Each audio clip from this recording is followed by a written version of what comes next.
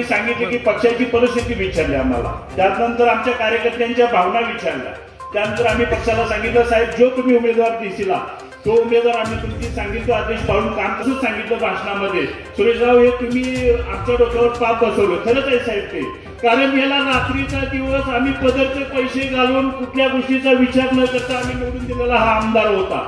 साहेब मी राधानगरी तालुक्यामध्ये कमीत कमी 42 कोटीचा निधी आणला. सर वैयक्तिक सुरेश चौगले म्हणून, आमदार म्हणून नव्हे, कुठला खासदार म्हणून नव्हे, तर सुरेश चौगले या चार अंकी शिवसेना या 4 नावाच्या पक्षाच्या माध्यमातूनच मी आणला. माझे पक्षप्रमुख उद्धवजी ठाकरे साहेबांच्या आशीर्वादाने मी 42 कोटीचा निधी आणून गावोगावी विकास करू शकतो. सोळापूर दवाखाना 15 कोटी 35 लाखाचा दवाखाना उभा केला साहेब, मंजूर केला निधी मी आणि कॉन्ट्रॅक्टर दिला आंबेडकरनी. अशा पद्धतीची यांची कामं, जे आमच्या कामावरती नारळ फोडणारे, आमचा आमदार म्हणून आम्ही सगळे नारळ आंबेडकरनं घेतल्याशिवाय एक नारळच फोडला नाही. पण माझ्या शिवसैनिकाचं कुठलंही 5 पैशाचं काम त्यांनी केलं नाही. माझा शिवसैनिक आता उघड्यावर आहे, आजही उघड्यावर आहे.